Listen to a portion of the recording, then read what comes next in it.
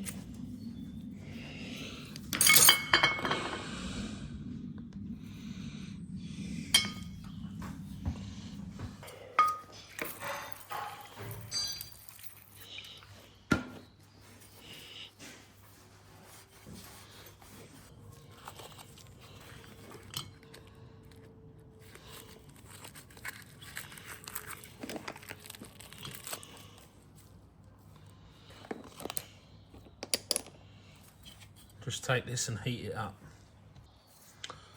Right, let's have a look at the rotor. Yeah, right, looks right. Flipping hell, that bearing is so notchy. Especially there. Apparently I don't own a 1/4" spanner. I've got a BA here that fits. I think we'd better get 2 plates under here and put a slide hammer on this end of the shaft.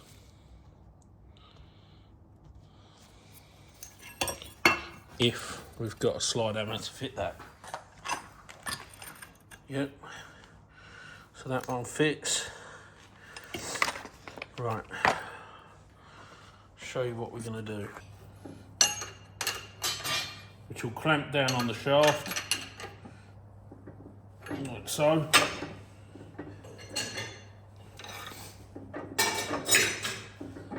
Now it's all together as one assembly.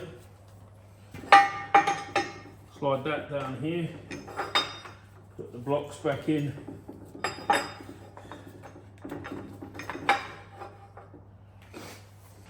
Right, that's supported. Slide out here.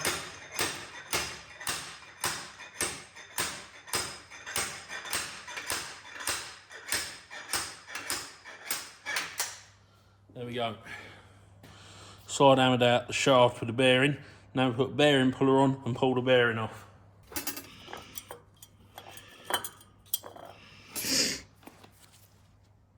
Yeah, good way.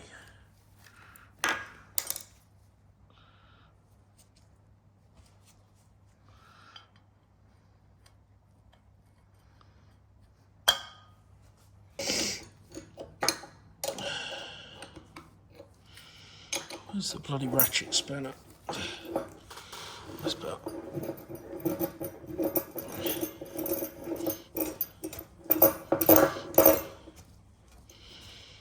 Better. Off she comes. Has to go into this. I don't think it is. I think it's going to need a tap in. Could be wrong. Alright. I'm going to get a little drift and then we'll just tap it the rest of the way. That one.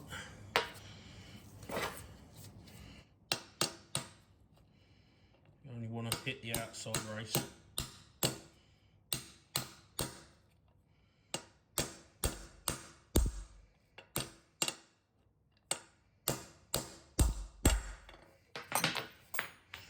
All the way home, so we push our little clips back on. Right, that's that. I'm going to pop this back on the heater now because we want this to go on the shaft easily. So, we're set up on the press. We're just pressing the rotor into the end plate. This is the drive end. You can see we've got the 2 alley blocks and the bearing as a spacer ring for that flange that's on the end of the end plate. Pressing this in. We're on low pressure here. This is taking nothing to push this in. This is yeah, this ain't taking any pressure at all to do this. Right, we're there. Back at the bench, just slip the rotor in to the stator. Just gonna push in now. Get this kind of back where it needs to be. So this is why we obviously witness mark, so you can get everything back where it should be. And a little hammer.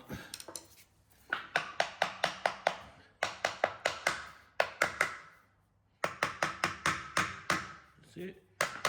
Obviously I dotted them as well, didn't just use blue lines.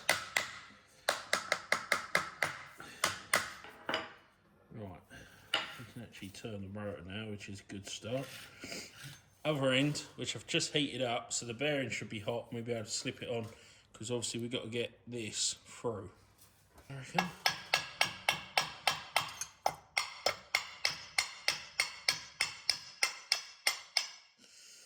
Yeah, it's going to do what I thought it was going to do, and it's going to push the other end out.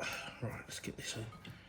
That's fine, that's fine. As long as we get this back in there, like so. Line our blue lines up, they are.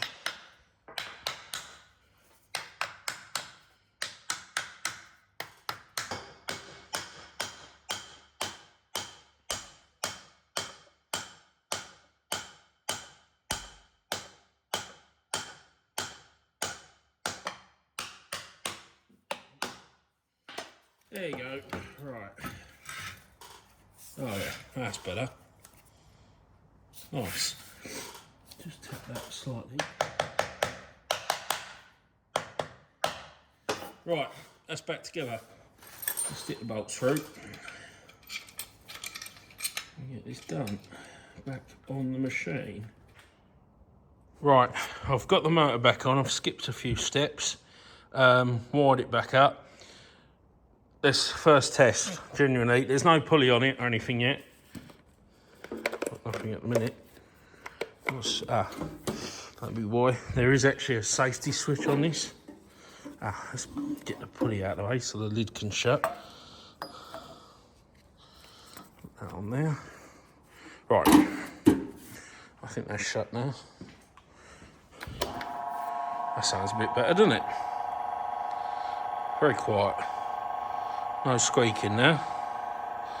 Wonderful. Don't know if it's turning the right way. We'll sort that out after. Let's get the pulley back on. Right, so we've got the pulley back on.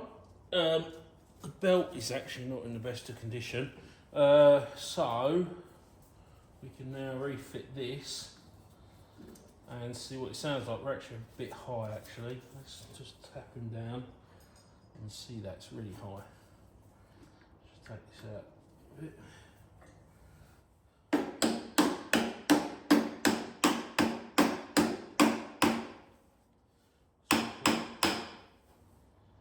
That looks better.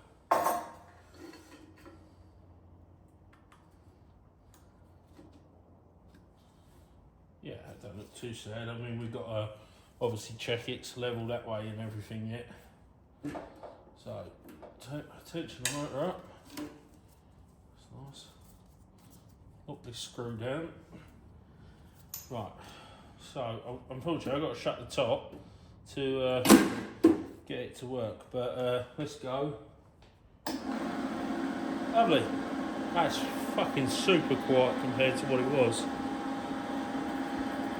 So let's just check. Is it actually spinning the right way? Yep, I've got all the wires back around the right way. That sounds really good, that does. Motor's silent, so the only noise now is coming from the spindle, and I'm not really getting involved in that. It looks like it's on a 3 Morse taper actually. It's on a 3. Doesn't actually say. Yeah, lovely. And the when you open the lid, stops it on the e-stop, and let's see if the kick stop works. Yeah, the kick stop works as well, which is always nice. So let's bring you in, you know, a bit of a closer look at it, at the overall drill. Obviously we've got to make 2 handles yet. That is the drill. Noise from the front. Absolutely no noise from the motor at the back. It's a low voltage system, so the switches, the e-stop, for the kick switch, didn't actually focus, there's a kick switch there, and the lid switch obviously. So open that up, cuts power to the drill, kick to the kick, and it stops as well. So yeah, looks good.